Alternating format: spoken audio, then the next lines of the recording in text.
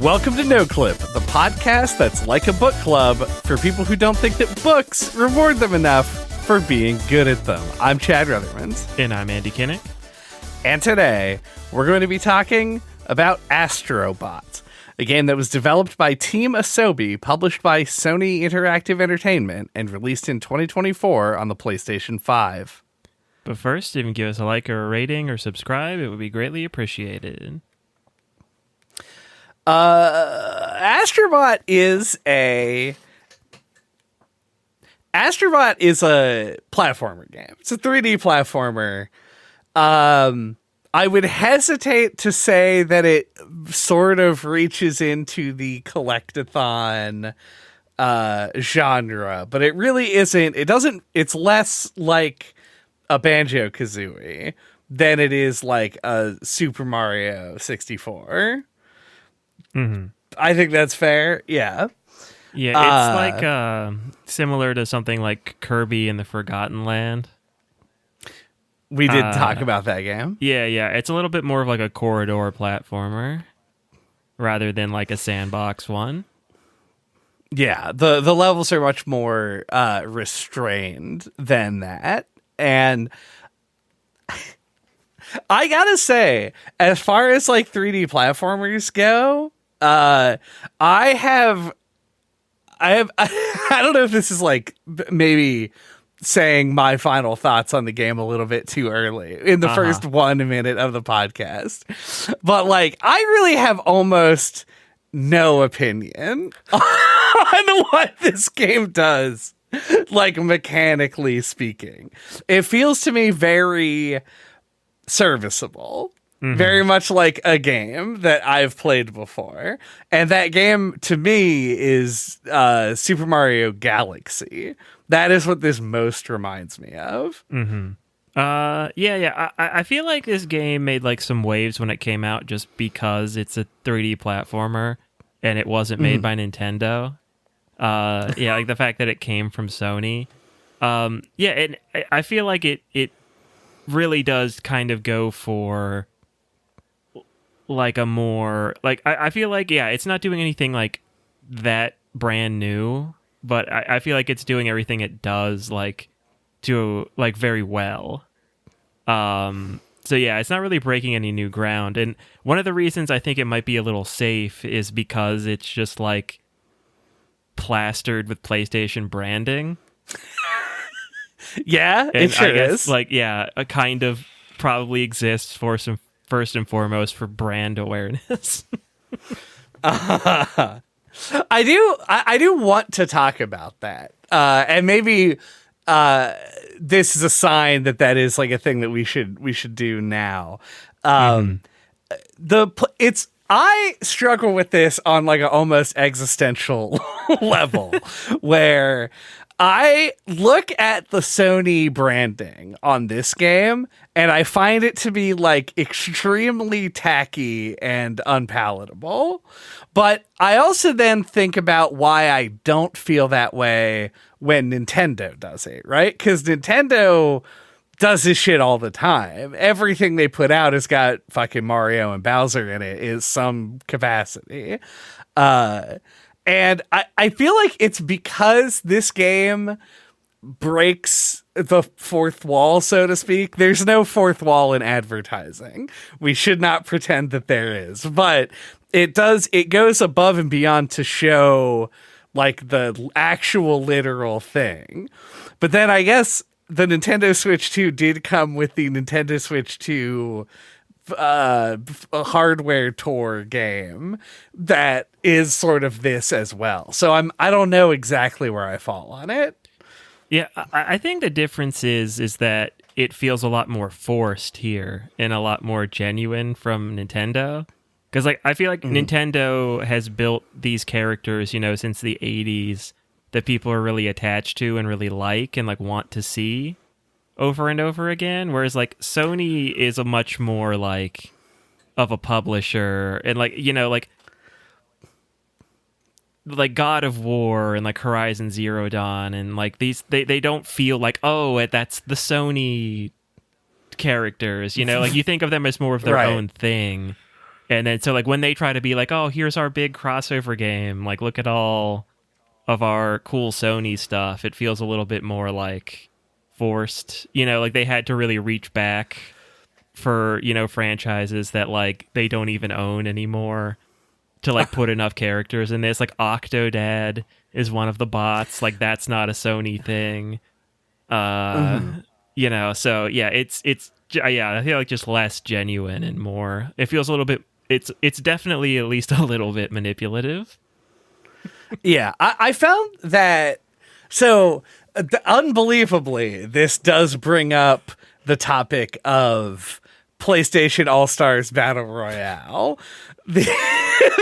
Everyone's favorite. Yeah, the game where Sony attempted to kind of do a Smash Brothers thing.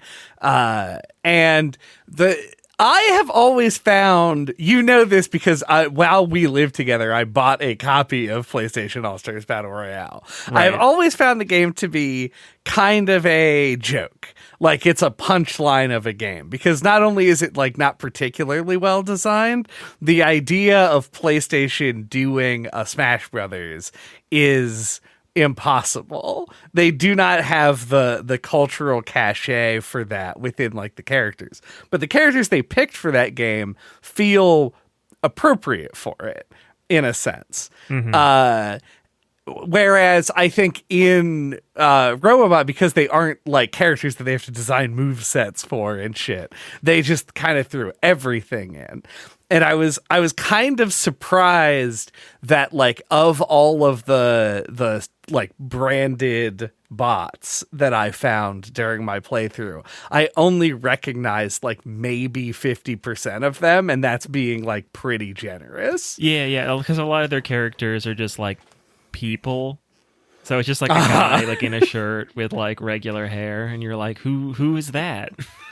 There were like 5 to 10 of them that every time they came up, I was like, is that the guy from Watch Dogs? Is Watch Dogs a Sony property? And I never got an answer to it because the game never says like, this is that guy from Watch Dogs. Right. It just gives you like a punny name. And so in my mind, there's like 15 guys from Watch Dogs in this game. You may or may not be correct. Right. I'm probably correct about one of them. Mm-hmm. Yeah, and the game is this way because like Astro's Playroom was a, I think, free game that was like essentially like a PlayStation VR like showcase game. And you put it on, you play it as Astro Bot, you ran around and you did, and that's why like it had the Sony branding. Like it was like a easy way to be like, oh, he collects the Sony coins, he collects the PlayStation parts, they didn't have to come up with like a whole universe of stuff for him to do and collect. But then like I think people really liked that, so they decided to make this into a full game, and it's like, I understand completely, that's the baggage that he comes with, so they just ran with it. But I really wish they would have, like, separated it from that. Like, maybe he can still have the Sony coins, but did we really need to bring back all of, like, the PlayStation, like, console parts and, like, all the different robots of the characters? Like, I really feel like it didn't need that. Yeah, there's something almost surreal in like if you were to give like a description of this game and you're like, yeah, it's like a 3D platformer, kind of like Mario. You have a character, you get like all these unique abilities that they use on each different level, and the goal of the game is to rebuild a PlayStation 5 by collecting a fan and a GPU and plugging them into a PlayStation 5, and then it becomes a spaceship. You'd be like, well, you had me until that part that seems like it doesn't fit at all with anything else that you're describing. Yeah, it's just really strange. Yeah. And it's not like, because to me it's like, okay, Sony funded the game.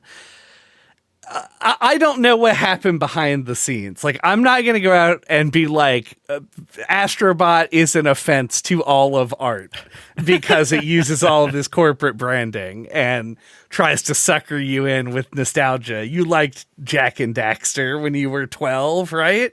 But it, like, to me, it doesn't feel like it makes the game like, I've got to be careful here. I do think it makes the game worse in the sense that there's a version of this game that would be the same but without the branding, and it wouldn't make me constantly think about the fucking weird boomerang shaped thing that you could plug multiple controllers into for a PlayStation 1, which is a memory I don't need dredged up while I'm playing a platformer. It's like the multi-tap, I think is what that was called. But it is like, I don't think that it's not like it detracts from the experience of like jumping and doing stuff in the game. Right. So it's not like the worst thing in the world, and to me is kind of almost like a funny footnote, considering that.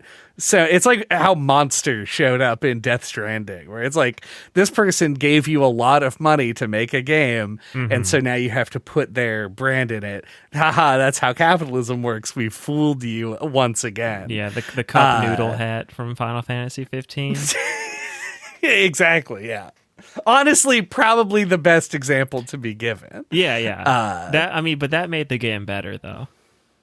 That's true. Yeah. Nobody's denying that.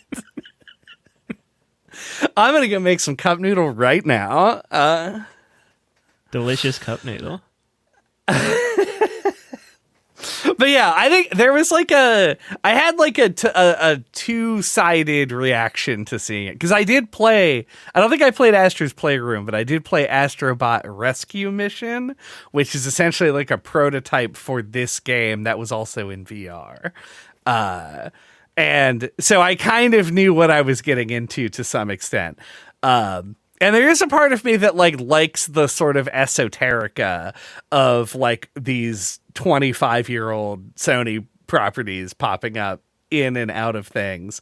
And it is funny for them to acknowledge stupid shit that's been around for all this time. But yeah, it's weird, and it makes like every level of the game feel like it's a it's like watching a cartoon on a Sony branded TV, but the Sony branded TV keeps yelling at you to pay attention to it and not what's being shown on the screen. You're like, oh, it's like these characters. They got like the slime and the bunny rabbit, and they're robots, and you punch them. But then I have to remember that I'm playing this on a piece of hardware that is like just off in the periphery. It just was a very weird feeling to have while playing a game. Yeah, and like there's parts like in the hub area where you have to like use the bots to like do stuff, to like lift things or like make a big wall for you to run up or make a rope to swing on. And it's like they are all very cute, and it is like kind of like fun or satisfying to have collected enough of them to do the thing that it's asking. But that, yeah, then you have that exact same kind of feeling where you're like enjoying it and it's fun and cute and all, and then you're like, then Crash Bandicoot runs up and jumps in on the rope, and it's just like, oh, right. And to me, it's like less offensive for the ones that have their game sort of built into the levels. Yeah, where, I really liked the Ape Escape part. Like, Sony, come on, make another Ape Escape game, you cowards. It would be in our best interest if you were to make another Ape Escape game, so we can bring April back. Very important to the people. But yeah, those levels I thought were, I mean, honestly, those levels are probably the best parts of the game, in my opinion, maybe. I liked those, like all of the capstones for the things. Like I really like the levels that integrated these new mechanics that were references to games. And I liked the boss fights a lot. I thought that those were standouts for me. And then when I just like was on a beach and there was the hunter from Bloodborne, I was like, why is he there? Hanging out with like some crabs, some robot crabs. Everything's a robot. I think he was actually on top of a mushroom, Chad. I mean, he probably was. I don't remember.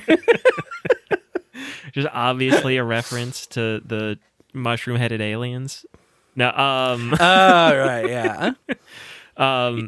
You might be onto something. Yeah. Not all of them are hidden in places that make sense, but I did think it was cute, or like I appreciated that they put in like thought to like which levels they put which characters in. That's true. Relatedly, the game marks your progress largely by how many bots and puzzle pieces, how many collectibles you got on a given stage. Mm-hmm. So I'm curious because it's a podcast game. So obviously I started playing it the way that I would always play a game. And then by the end of the game, I was like, I got to bust through the last couple of levels as quickly as possible. So I definitely had a downward trend in these numbers. But did you find most of the bots on your first go through a level? And did you find it to be like an engaging or compelling challenge to do those things? Yeah, so I think it's a good topic of conversation because like classic Andy take a drink moment, forgot to capture footage while I was playing through the game and had to replay the beginning yesterday. And I kind of forgot like how good of a tutorial the first level is, which we can come back to. And then like I was going through like the first handful of levels and I'm like, oh yeah, like the bots are way easier to find in this like first galaxy or nebula or whatever they call them.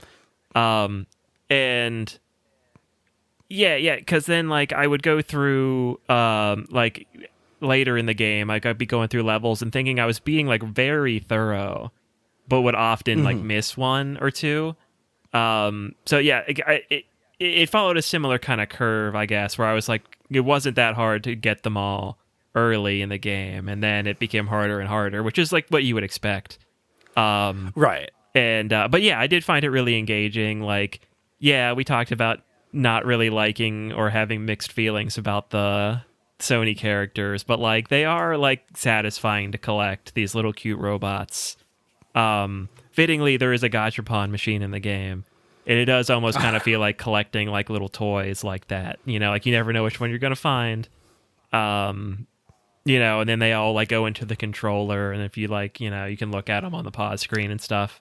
So yeah, I did find it engaging, and like I feel like that's where like the like it's kind of like Nintendo style design, like more modern Nintendo style design, because like the game itself is fairly easy as far as like the challenge like from the platforming itself, and I feel like the collectibles are kind of there as like the thing to like make it more engaging and challenging. Like collecting all of the bots like on one run through a level adds like a significant bit of like challenge or engagement or time to a playthrough. So like that's kind of there for the people who are like gonna like be more into the game, I guess. It's something more for them to chew on, if that makes sense.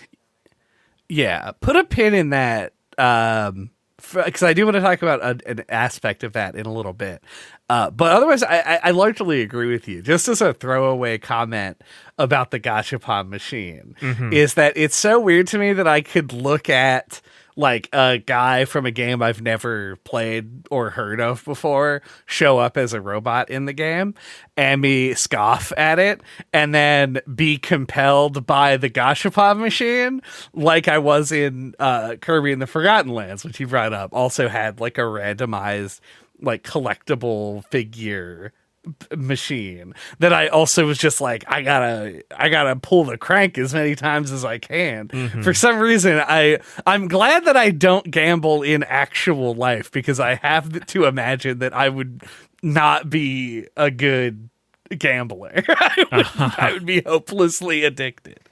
You'd be an easy target. I'd be an easy target in that case.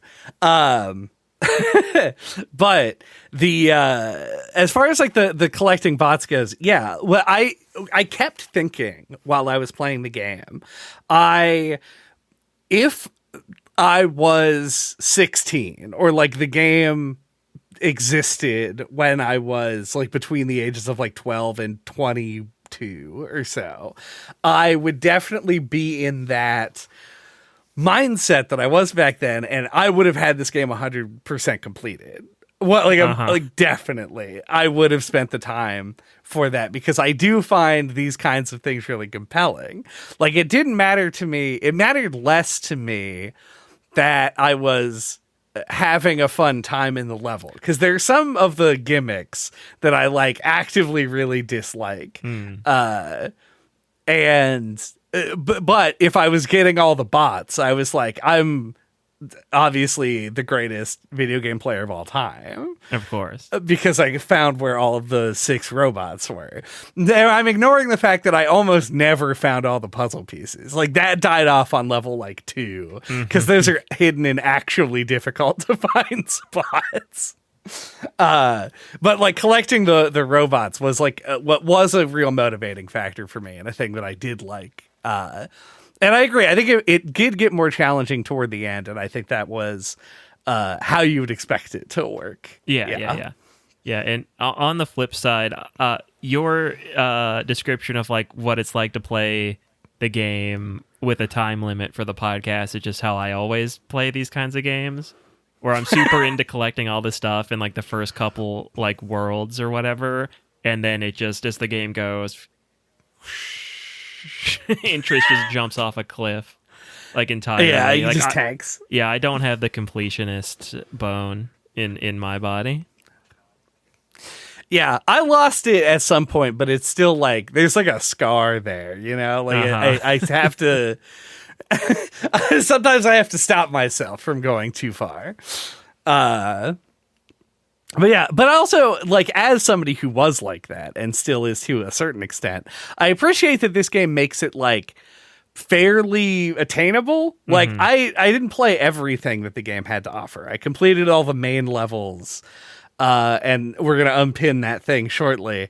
I played the extra levels that are in each galaxy, but I did not play all of the shit that unlocks after you beat the game. So there's like a set of harder levels that I didn't do.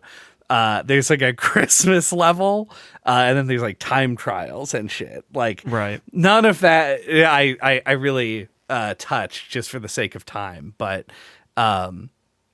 it was, but I did feel like at no point did I feel like, oh, this would be impossible to 100%. In fact, you could probably do it. Like, taking my save file right now, I could do this over a weekend. I won't, but I could. And I like that style of design, because asking you to spend like 1 million hours doing like kind of grindy, boring shit is, I think, kind of predatory design. So I like the way that this panned out. Yeah, but I think we talked about this on another game, but I can't think of what it is. But like how like it made like completion feel like it was doable. It was Jack and Daxter, maybe. Appropriately. Yeah, okay, there we go. I remember talking about it on that one. We may have also talked about it on a different one. Yeah, I was going to say like Psychonauts 2 maybe, but I don't remember. We probably did on that as well, yeah. Yeah, but yeah, that feels like a more modern style of design. But if Jack and Daxter did it, then maybe not. I mean, if Jack and Daxter did it, it's tired and old. We've all been copying Jack and Daxter this whole time. I believe that.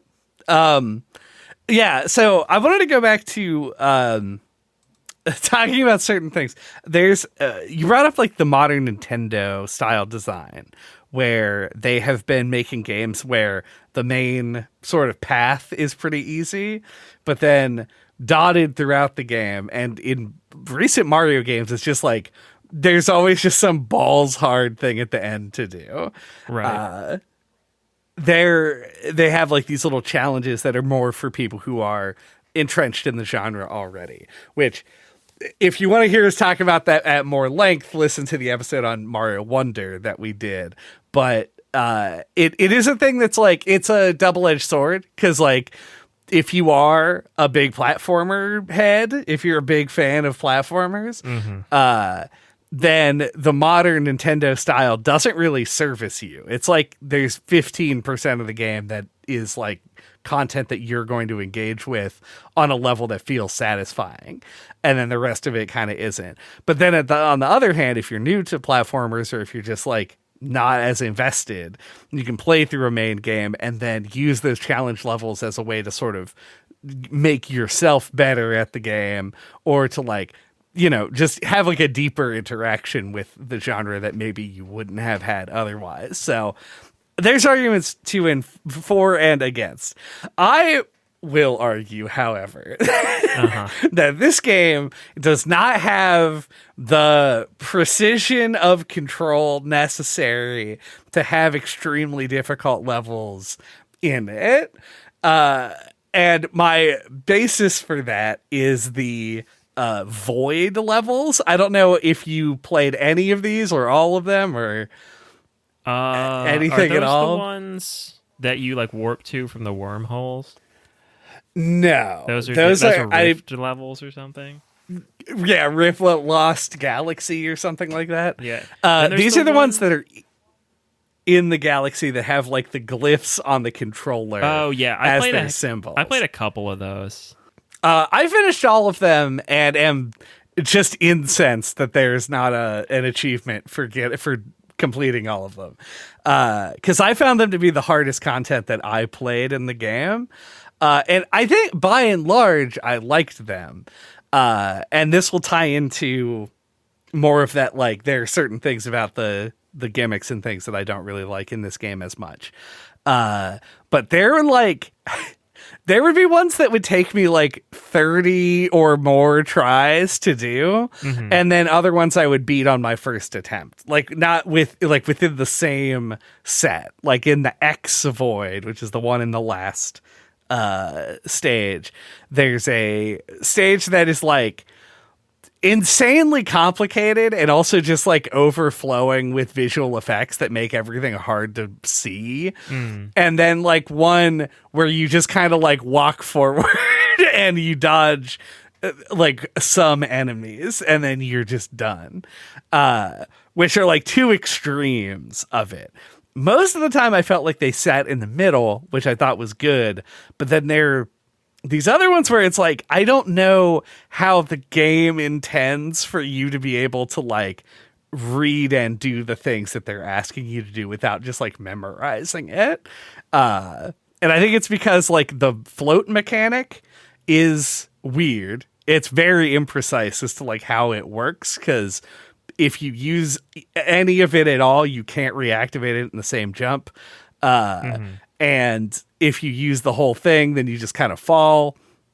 There's just like several variables. It keeps your height in a weird way to it that make it kind of clunky and awkward to use. Similar to the backpack in like Flood in Mario Sunshine, which was also awkward to use. And they created these stages that I feel like just don't fit with like your movement very well at all. But it sounds like you probably did not play the levels that I'm talking about. No, I wish I had. Because I didn't really find, like, I felt like the controls felt really good and all like the abilities felt good to control as well. But yeah, I did say like I found most of the platforming easy, so I guess it was never really tested in that way. Right. Well, I do think that's a great comparison there, because I do feel like in the way that the levels are normally designed, I think that it does feel really good. I think that it's just like when they try and narrow that gap, like the amount of forgiveness that you have on a jump, or the way that the fucking any projectile throwing enemy and how they home in on you. The moment that they take away like your ability for lateral movement, they become unavoidable and you have to just do a different thing to get around them. Meanwhile, in a regular level, they pose almost zero threat whatsoever, which feels like a really weird balance. So my point being, I guess, I'm glad that the majority of the game tended toward that more relaxed vibe than trying to be a more challenging platformer. I don't think that the game markets itself as such either. No. So. I feel like it's definitely, which I think this is weird. It feels like it's definitely like aimed towards like a younger audience, but then it's also incorporating these intellectual properties from like 20 years ago. So that, yeah, I mean, maybe that's, yeah, I guess you could just be trying to like sell a younger audience, like I guess on your history and maybe make them go check those games out. But I don't know. That is kind of an interesting thought because it is, obviously you've already sold them the PlayStation 5 because they're playing the game that's exclusive to the PlayStation 5. But if they're like unfamiliar with the past, I guess like having that stuff in the game lends like a sense of legitimacy to it. It's like, oh, Sony had all these classic games, a lot of them I've never even heard of. And it's just like, yeah, I've been playing games for my entire life and haven't heard of some of these games. Maybe they aren't that good. But I think somebody like completely mystified by it would be a different story. Right. Did you notice how the boss of the first Galaxy is a gorilla and like the stage right before him is a stage with like big red girders? Yeah, I noticed kind of like an obvious Donkey Kong homage in the Sony game. Yeah, which wouldn't stand out in any game. Well, would stand out, and you'd be like, haha, it's an homage to Nintendo. But we wouldn't even necessarily bring it up if it wasn't in a game that's so heavily steeped in the Sony branding. Yeah, I just thought that interesting, especially since it's like the first world. Yeah. And I also hate Ape Escape. I guess maybe that one is a little bit more looking backward to older stuff. That's true, but it also could have not put him in a construction site. That's true, yeah. That one kind of screams Donkey Kong, weirdly. Yeah, there are a few other things. I can't... there were definitely... Like, I thought about Mario Galaxy a lot while I was playing this game. A game that I've only played one time, so it's not like I have like a robust knowledge of Mario Galaxy. But I don't think that many of the things that I noticed were like direct references in that way. I think your brain, and by your I do mean like globally, everyone's brain is programmed to sort of associate platformers with Mario these days. Right.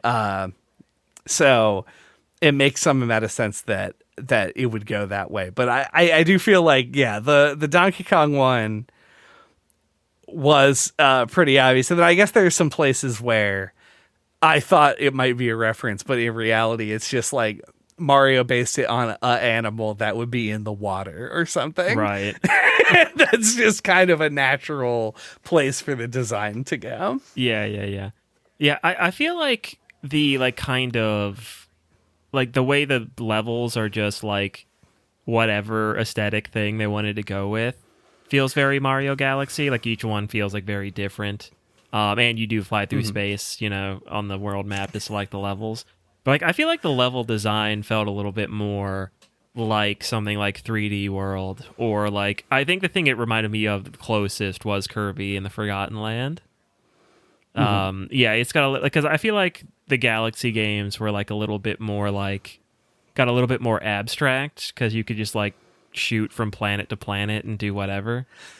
But yeah, were these a little bit more like those little corridor areas with like more open spaces kind of sprinkled in between.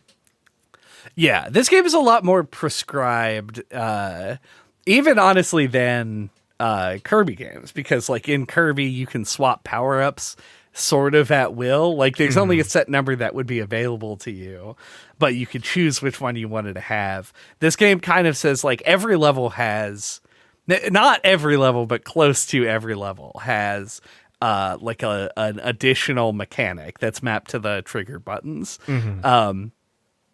And that you have to use it for the entire level. So it's more designed around a specific thing than Galaxy is. Yeah. Like a Galaxy, you just kind of do how you do it like a Mario game. Right. But sometimes you're in space. Yeah. So I agree. It's not a perfect analogy, but it's what I most thought of. No, I think mostly because of things like the elephant power up that lets you put grass platforms underneath of you is like the cloud suit kind of thing. The inflation one, I'm pretty sure he's had the pea balloon since Mario World at least. So. Yeah, there's definitely a balloon power up in one of the games. So I guess that's kind of what I was where my brain was. Yeah. For sure. So yeah, speaking of the power ups, which ones were the ones that you disliked, and I guess which one was your favorite? I think I have an outsized disdain for one of the power ups, mostly because I think that the potential for it was higher than it was actually explored in the game, and that's the slow motion one. I feel like slow motion one should be like the coolest one, and there were some parts that I really liked with using it, but I did feel like it made they didn't design around it as well as it could have been. There were a lot of times where you would hit the button and it would have been at the wrong time, and so you had to turn it off and then wait for it to recharge and then hit the button again. But the reason that you hit it at the wrong time was because they made everything move too fast for you to see, which is why you need the slow motion in the first place. Right. But because it's so fast, you're just guessing as to when you need to be using it.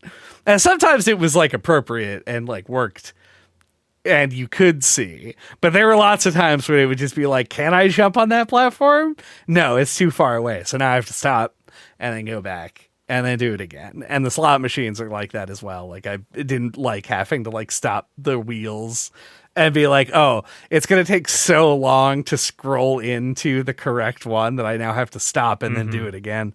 That kind of stuff. Just like, it felt really I understand. Haha. It slowed the game down a lot.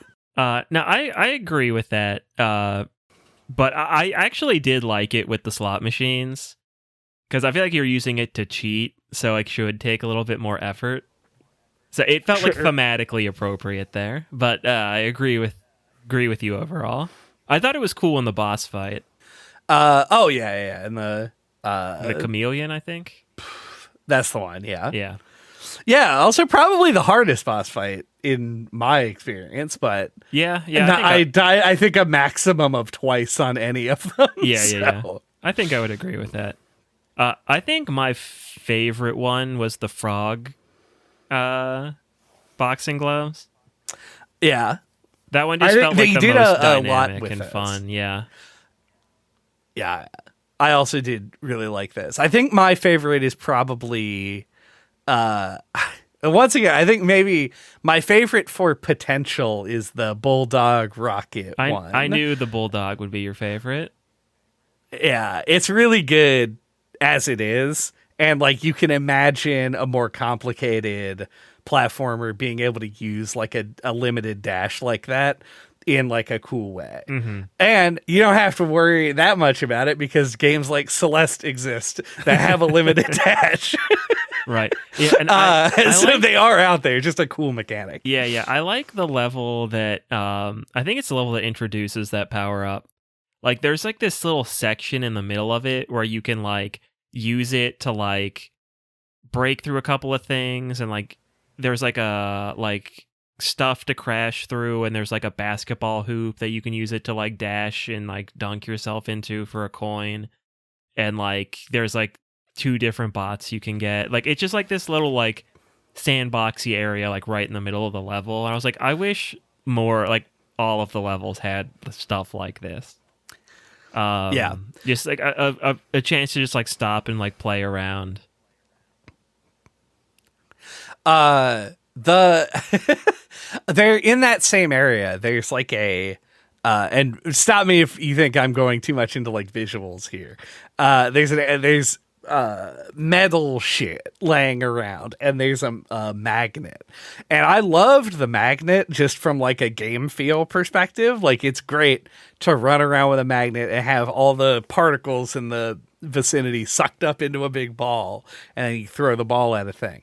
It's just like a really enjoyable sort of gameplay experience. And I was like, I wonder if like the magnet could have been its own level gimmick, and would have been cool in that sense, but it never really gets there. It's like a one-off item. And I feel like it exists because this game is obsessed with like its ability to create small objects and like its physics in handling those things. Because it just happens all the time in places that are just very weird. Yeah. They'll be like, hey, I landed in this level. And they're like, cool, here's 11,000 colored balls. Yeah. I kind of love that though. I mean, I don't think it's bad. Yeah, actually, it feels very like much like a older video game era kind of thing. It's just like, here's like an advance in technology, and we're just gonna like kind of here's a million billion leaves, and like we give you this move where you can spin around, so that you can spin around and like throw them all everywhere. It's just kind of in there just cause, and I like that kind of thing. But yeah, they're also obsessed in this game with like using all the little controller functionality, like when like you have the magnet and all the stuff attaches to it, you get that like haptic feedback from the controller, like all the little things hitting it.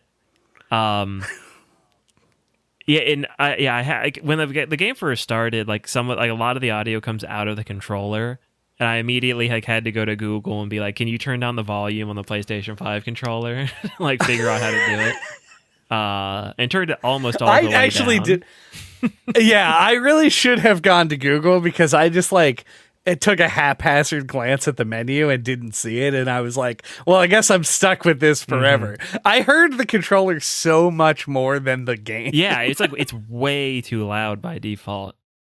Oh yeah, the only thing else I was going to say on that is that I do think that they heard the criticisms of people saying that nothing on the Switch ever used HD Rumble. Right. They're like, well, we gotta make sure that the PlayStation version of HD Rumble is heavily used in this game. Right.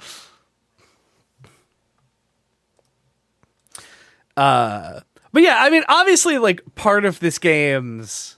Well, okay, I'm of two minds, and this is, like, multiple games where we've discussed this in the last, like, couple of months, even though we specifically don't, like, try not to talk about this.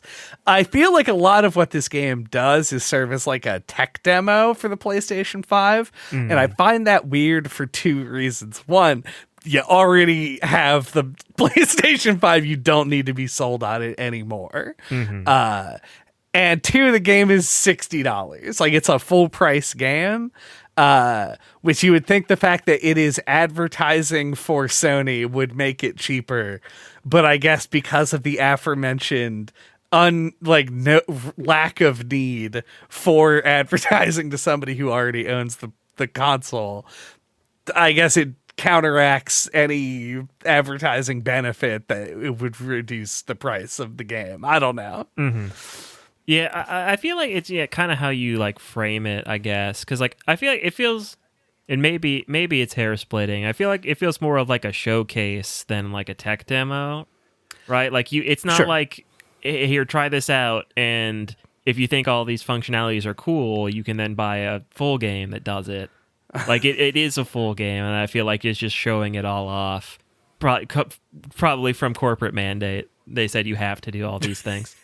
But yeah, and then like I think the fact that like it is like a full game, so like I think they feel like completely justified to sell it at full price. So like even though it might make sense, yeah, to make this like a $40 game, like there's no way that they're gonna do that, especially like this console generation where Sony's put out like nothing.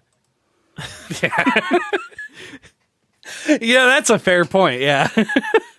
But I did say before all that, like, stop me if you think I'm getting too far into visuals, but like we may as well just talk about the visuals, right? Mm-hmm. Like the design of the game, albeit striking the fact that most of the game contains tons of like Sony branding all over it. There is still like an element of creativity to it. There's all of these like all the enemies and the bosses and everything are unique designs in the sense that they are not from Sony properties.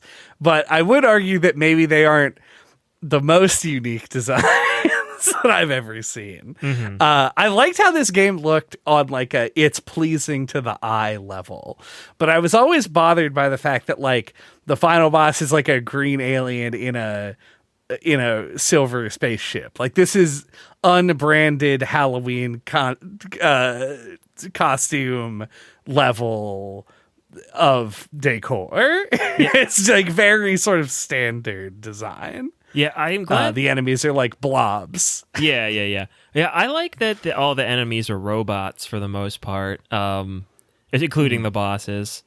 But yeah, I'm glad that Alien also stood out to you. Because that's like a note that I have that like the final boss and like the like one-off alien enemies that are in some levels with the guitar feel like they were designed from a different game that they just shoved into this. Like it doesn't fit aesthetically with like anything else in the game or like any of the other enemies. Like I thought that was really bizarre. Yeah, you can even draw a parallel between like Astro Bot himself to like the aesthetics of like the modern PlayStation era. Like you can see that he's taking inspiration from that, and that has gone into how the character design functions. And then there's just there's a green alien. Yeah, is he green because he's like Xbox or? That would be really funny, and I hope that's the case. Because I was just thinking that he's just like the... If his spaceship was a box and not like a saucer. Yeah. Well, it is a box because it contains stuff. In the boss fight, he pulls out like a big mallet. Oh, that's true. So you could kind of consider it like a box. You could probably more accurately consider it like a trunk of a car. But for this metaphor... Just imagine.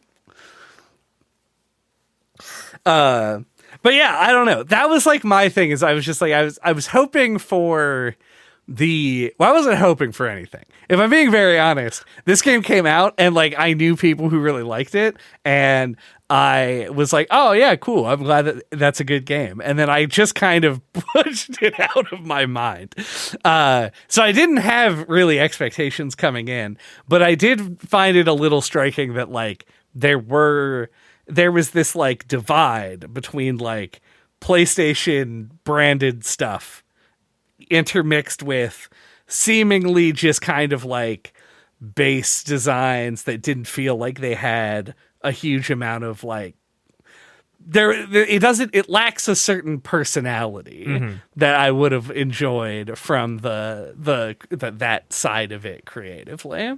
Yeah, even though I think that graphically it looks super good. Yeah. Especially like that underwater level. I feel like that level looked really great.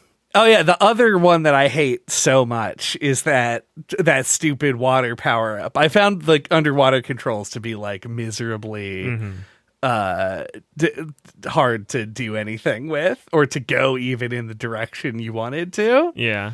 I was it like a penguin? It was a penguin. Yeah. Which I did like because penguins are great, but yeah, I don't remember that being like that cumbersome to control, but I could be stupid, to be fair, That's and true, I will allow for that. But yeah, I feel like they did like a solid job with probably like what they had.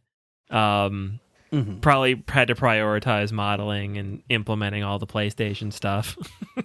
And then just had to kind of like be like, oh, I guess the enemies are robots. Um, but yeah, it definitely didn't get like as much focus and personality as it could have for sure. To switch gears, what do you think of the hub world, like the crash site planet? I think probably also lacks it probably has more potential than was really realized with it. Because I did enjoy the like breakpoints to making the bots do stuff that would then unlock more things. Like that's all great as far as I'm concerned. It's reminiscent of getting enough stars to unlock a new level in Mario 64, right? Like that's fine. As far as I'm concerned, and works well enough.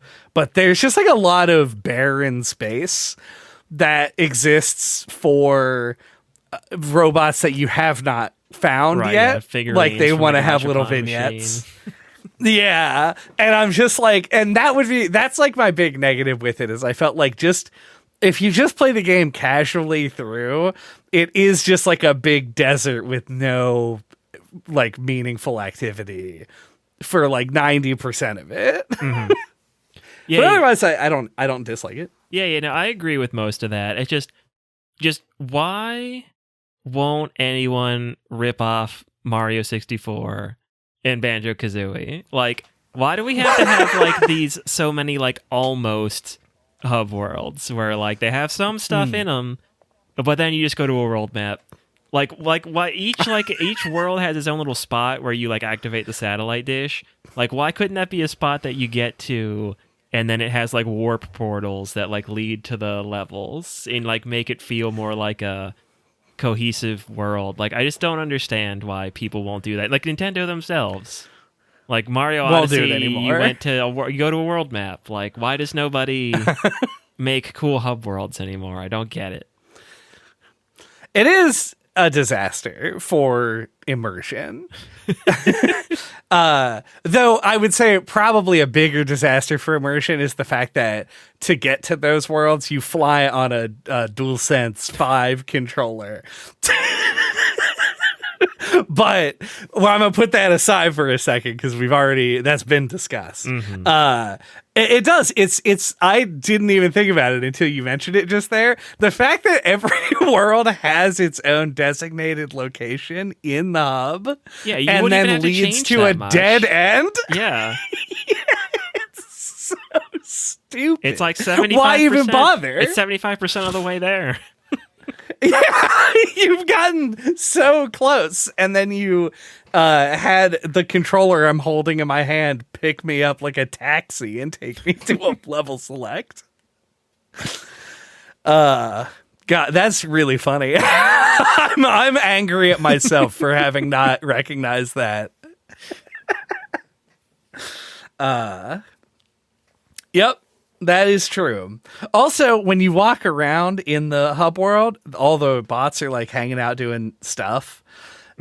Some of them have like, they'll have like a thought bubble pop up that just has like the PlayStation glyphs in it. And I'm like, does this mean something? Or like, are you just showing me that all of them are thinking about PlayStation right now? Like, what is happening? I don't know. At least some have a little thing that circles around them. And I got that one because it meant that you unlocked their accessory and you hadn't looked at it yet. And you could walk up and clear it. It's like the little X's in menus and shit. But I don't know why they were all thinking about PlayStation, though. That one eluded me to the end of the game. Yeah, I mean, who isn't always thinking about PlayStation? Am I right? That's true. All day I dream about Sony. I think the only other thing that I had to mention was like the part that leads up to the final boss fight where you're saved by all the PlayStation consoles. Oh, yeah. As much as I don't like the product placement stuff, I feel like that part was cool. Like, I like being saved by the PSP or whatever, you know? Oh, yeah. It was, I felt like it was rubbing it in a little bit because I have been sort of in the market for a PSP Go. I've been looking online for like one at a reasonable price. And like, it's a console nobody remembers. And then it showed up in the game, and I was like, oh, Astro Bot remembers the PS Vita. Because I was thinking about it, like, if the game had been more restrained and like you just saved regular bots or whatever, or like some kind of original characters, and there wasn't a million PlayStation references constantly, but then at the end, like when you're going to fight the final boss, all the PlayStation stuff shows up and saves you, I probably would have been like, hell yeah. Like, I feel like That's true. If you saved it for the end, I feel like it would have been cool. Yeah, there's like there's a game that I talk about too much, but we've not done for the podcast, so people listening probably have not heard me talk about it. And as Typing of the Dead, which is a port of Typing of the Dead, of House of the Dead 2, where you type words on a keyboard to shoot zombies. And I always thought that the fact that in cutscenes, your characters had like a keyboard strapped to their chest and a giant AA battery attached to a Sega Dreamcast on their back was like a really funny detail. And I feel like I would have found it a really funny detail if Astro Bot was saved by PlayStation consoles if I was not inundated with all of the PlayStation stuff leading up. So I agree. There's like a tasteful amount that you can do this stuff where it still keeps its charm without it feeling overbearing. Yeah. I do want to just mention that I did hate controlling the ship by like tilting the controller left and right, but it never like posed a challenge in a way that I felt was like unfair or that I was doing it for too long. So like, it's not a big deal, but I do think that it was kind of an awkward control scheme, and that's coming from somebody who loves tilt controls a la Splatoon. Right. I'm using tilt controls. Yeah, I'm using tilt controls. You have to use tilt controls in this game. You earlier mentioned, just before we wrap up, I want to make sure I cover the bases. Mm-hmm. You mentioned that you thought that the tutorial did a really good job and that you wanted to come back to that, and then we didn't, and then we talked about flying a controller through space. Yeah. I guess it just, I replayed it yesterday and was just kind of like struck by like how I feel they introduced almost every mechanic in it, and I just hadn't remembered it that way. Like, you know, like you have like the water section and like I already left my mind again. I guess like a lot of the levels kind of like early levels blur together, I guess, a little bit. But like it really felt like every like there, because you know I played it over the course of like a week and a half, and like I would like get to a new level and be like, oh, this is a new mechanic or whatever, and then hadn't realized that like it actually had been introduced in the tutorial and I just forgot about it. Like there's like the grinding on the rails, like every like little thing that you can do that's not a specific power up is introduced in that level. And it just felt like very seamless, like it didn't even stand out. And yeah, I just felt like it followed in like that tradition of like good platformer tutorializing, I thought, but I just hadn't realized until I replayed it. Yeah, and I will just uselessly add to that that it is like it's good because it's like a tutorial level that doesn't feel like it's a tutorial. Exactly, it just feels like level. It reaches some semblance of the 1-1 level of like, oh, I'm just playing the game, but it's teaching you in a less explicit way than you would think. But you covered all that in more better words, so there you go.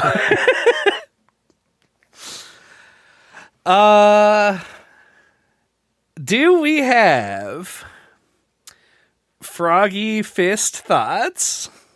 My Froggy Fist thoughts.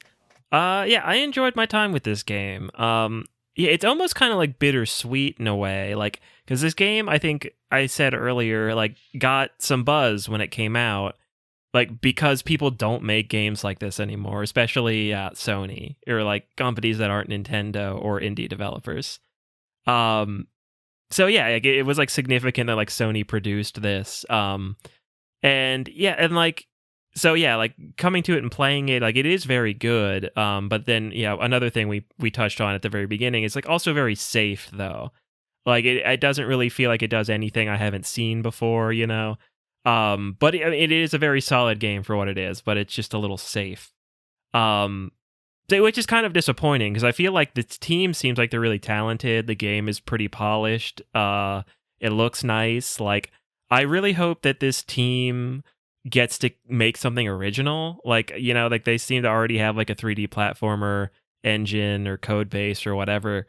I'd like to see them do something new. I don't know if that'll ever happen or if they'll just be the Astro Bot people now and we'll just get more Astro Bot games, which I wouldn't cry about. But yeah, like my hopes are that like they'll get to do something more original. So yeah, I think this is a very good game, but like some missed potential or something. Yeah, I wanted more out of it, I guess, than like what's there. Yeah, and we don't want them to follow the Yacht Club Games route of only making one series of game ever. Well, they actually, Shovel Knight and Shovel Knight spin-offs. They actually have a new game coming out that's like a like Zelda style game. Mm-hmm. But anyway, so this is the last opportunity I can make that joke because soon that won't be true anymore. But yeah, I think that's pretty well said, honestly. To steal your comparison from earlier in the episode, I do feel very similarly to this game than I do to Kirby and the Forgotten Realms. I think I got an equal amount, roughly, of enjoyment out of them. Even though they are two different styles of game, they feel very similar in their like target audience and which is to say young children and people who are very entrenched in their respective video game ecosystems. And I think that went a long way to sort of like contextualizing this game for me. It's like I feel like I had played similar things before, and that is why I felt like it was a little bit maybe banal, maybe a little bit unexciting, but it's not a bad game. I think especially if you do fall into one of those demographics, like there is a lot here, but not too much, which is important for people like me. Like this is a reasonably completable game, and it's a very satisfying game to play through. So I didn't dislike it. I just don't think that I would put it as like a top favorite on any sort of metric. You wouldn't put it in your top 100. I wouldn't put it in my top 100 games or anything like that. Yeah, I don't know. I think I mirror a lot of your sentiments on it. I wish that it had been a little bit more experimental. I wish that some of the designs had been a little bit more creative. But like as far as like nuts and bolts go, it's a really well-made game that experimented with some interesting mechanical things. Thank you for listening to No Clip this week. What are we talking about next time? Next time, we're going to be talking about Life is Strange Double Exposure, because we can't not talk about a Life is Strange game. Yeah. Except for Before the Storm, which we didn't talk about. Yep, we're pretty Life is Strange pilled over here, so... Yeah, it's been a real roller coaster, so yeah. It's always exciting when a new one comes out. Yeah. I've been wanting to play this, or at least I wanted to play it really bad when it came out, and then that window came and went, and then I kind of forgot about it. But it's been on the list, and we kept bringing it up for like the last 6 months, so we're finally doing it. Yep, that just happens. So, like what we've recently talked about. Like Immortality and the Talos Principle too, which have both been on the list where we mentioned them as possibilities after like every episode and then just didn't do them. Mm-hmm. We catch up with our to-do lists eventually. So stay tuned. Yeah, unless it's like for a Sonic game that came out a year ago. Or a Mega Man game or whatever. We've been saying that we're going to do like a retro month where we talk about Sonic and Mega Man since like 2019. Yep. Which I think that we have improved our abilities over time. So to Sonic and Mega Man fans, you're welcome. Right. We didn't do it when we were bad and shitty. Until that time, though, you can get a hold of us. All of our contact information is on our website at noclippodcast.com or on splattershot.pro. There you can find links to our email address, the YouTube channel, the fucking Discord, where you can suggest games for us to play or talk about the games we've already played. And you can listen to any of our old episodes, including the ones that we did on Kirby and the Forgotten Realms, which has come up multiple times. Super Mario Wonder. Super Mario 3D World. And Bowser's Fury. We had like a big discussion about hub worlds. Well, Super Mario 64, obviously, we talked about it. Yeah. Maybe that's where the discussion came from. Yeah, so that's another Psychonauts 2. We probably talked about it on there. Yeah. Yep, Psychonauts 2 is we also may have been where we talked about completing things. Jak and Daxter, Bloodborne, A Hat in Time. A Hat in Time. I'm trying to think of all the games that were represented in this game. God of War. Yeah. Ape Escape, actually, we also did for the very first April. Yeah, Octodad. Everyone's favorite Sony franchise, Octodad. Yeah. So yeah, lots of options to link back to on this one. This is going to be like the hub of the NoClip game universe. Yeah, but it won't. But it won't connect to any of the levels. You'll have to go to the world map. You fucking boost your controller through. Man, there are a lot of times when you like broke through glass in this game, and I'm like imagining the fact that they animated like a PlayStation controller going through a screen into this game. Is funny in like kind of an abstract way. Yeah, I think you use some kind of like physics sim to do that, like to make the glass break apart. Yeah, so that's okay. Yeah, so they didn't actually like animate it. Yeah, they're just suggesting maybe you should throw a controller at your TV. Yeah. In the comment section. In the comments section, fly your DualSense 5 controller into the like button. Place your PlayStation 1 memory card into that bell. Punch an egg, which will unlock the big dog from that Team Eco game that we also talked about. Trico. The Last Guardian. Yeah, Trico. In the comment section. So I just thought it was weird and wanted to mention it.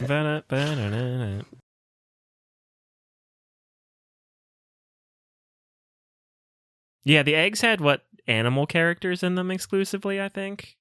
There's one with Spyro. That would make sense. And I think one that had Daxter or something. But one of them was a spaceship.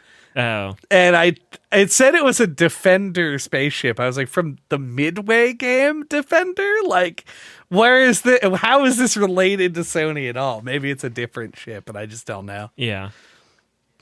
Anyway, goodbye.